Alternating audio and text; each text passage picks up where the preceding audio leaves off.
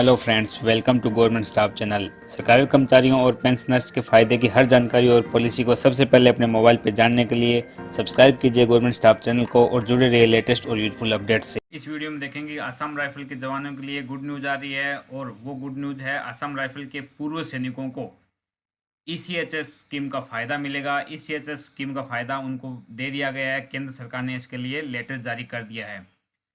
तो इस लेटर के बारे में पूरी डिटेल देखेंगे और ये भी देखेंगे कि सीजीएचएस वर्सेज ईसीएचएस इनमें क्या अंतर है और आखिर गवर्नमेंट को क्यों देनी पड़ी असम राइफल को ईसीएचएस की सुविधा।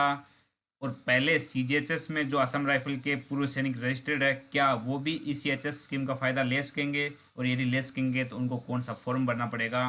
और साथ में ये भी देखेंगे कि असम राइफल के पूर्व सैनिकों को ईसीएचएस स्कीम का लाभ लेने के लिए कितने रुपए देने पड़ेंगे।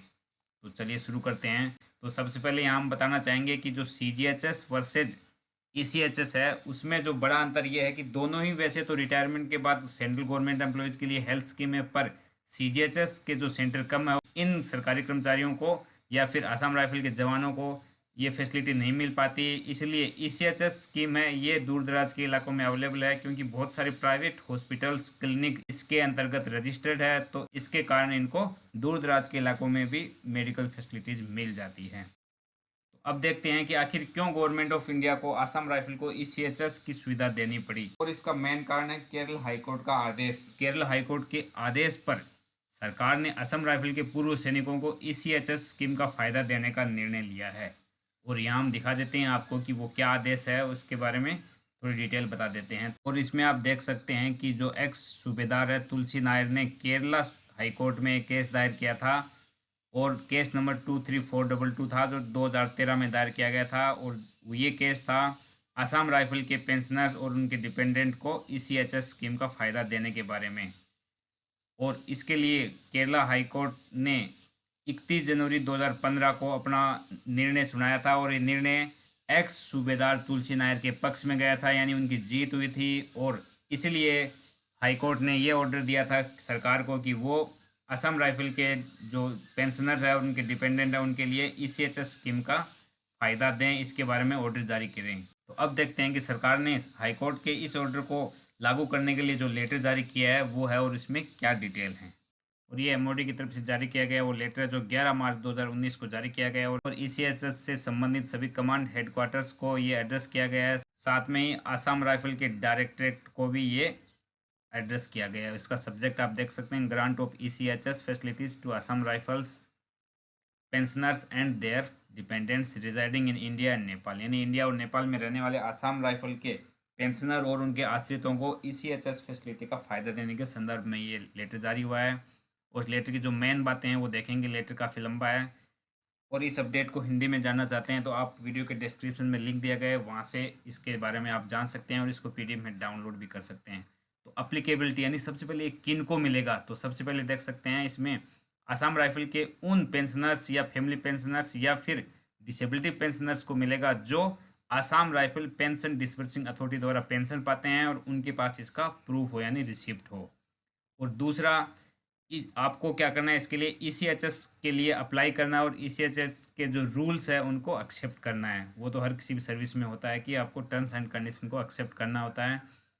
और तीसरा पैरा इसका कह रहा है अप्लीकेबिलिटी के लिए जो असम राइफल के पेंशनर्स या फैमिली पेंशनर है सीजीएचएस स्कीम में जो रजिस्टर्ड है उनको इसका फ़ायदा नहीं मिलेगा। पर क्या वो इसका फ़ायदा ले पाएंगे? जी हाँ, बिल्कुल ले पाएंगे। इसके लिए उनको करना क्या होगा, सीजीएचएस स्कीम को सरेंडर करना होगा और सरेंडर सर्टिफिकेट ईसीएचएस स्कीम के लिए जो डिपार्टमेंट है वहाँ इनको सबमिट करना पड़ेगा। उसके बाद ये ईसीएचएस स्कीम का फ़ायदा ले सकेंगे। और दूसरी बात रही जो सीजीएचएस स्कीम है उसके लिए ये कंट्रीब्यूशन था per month 250 rupees, level 1 to 5 के लिए था, लेवल 6 के लिए था 450, लेवल 7 to 11 के लिए था 650 एंड 12 एंड अबव लेवल के लिए था 1000 पर मंथ कंट्रीब्यूशन।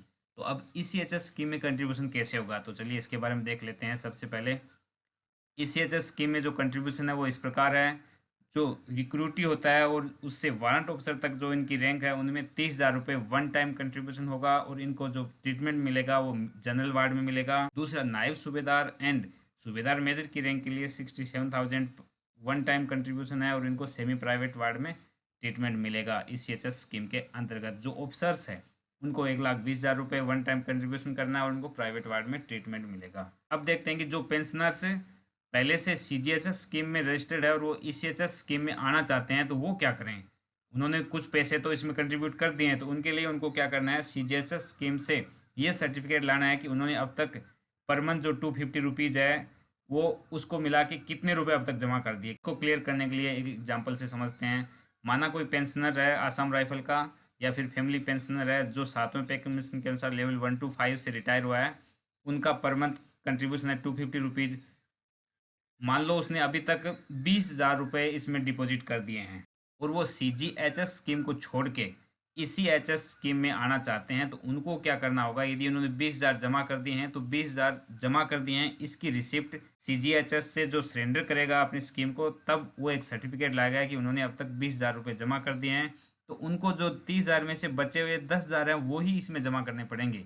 यानी उन्होंने जो पहले कंट्रीब्यूशन किया वो बेकार नहीं जाएगा, उसका यहाँ यूज हो जाएगा, जो बैलेंस होगा वही यहाँ डिपॉजिट उनको करना पड़ेगा।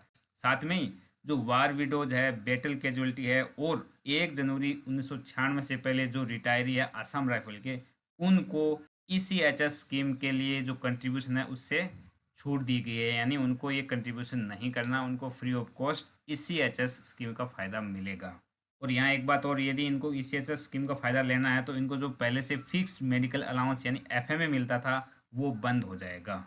और इसका पैरा 3 आप देख सकते हैं कि एलिजिबिलिटी स्टेट्स ऑफ डिपेंडेंट्स, यानी किन किन डिपेंडेंट को, एक पेंशनर्स के किन किन डिपेंडेंट को ECHS स्कीम के अंतर्गत फ़ायदा मिलेगा। सबसे पहले जो इनको बेनिफिट मिलेगा वो है पेरेंट्स को, यानी फादर एंड मदर को मिलेगा।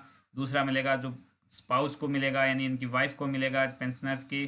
और तीसरा जो डिपेंडेंट सन है उनको मिलेगा, पुत्रों को मिलेगा यानी बेटों को मिलेगा। और चौथा यानी डॉटर्स है, पुत्रियों को मिलेगा जो डिपेंडेंट है। और सिस्टर्स एंड ब्रदर्स को भी इसका बेनिफिट मिल सकेगा यदि वो किसी पेंशनर के डिपेंडेंट है। और डिपेंडेंट इनके सर्विस रिकॉर्ड में होना चाहिए इनका नाम। और इस वीडियो में बस इतना ही। आशा है वीडियो में दी गई जानकारी आपके लिए यूजफुल रही होगी। इस वीडियो को अपने दोस्तों के साथ ज़्यादा से ज़्यादा शेयर करें और गवर्नमेंट स्टाफ चैनल को सब्सक्राइब करें।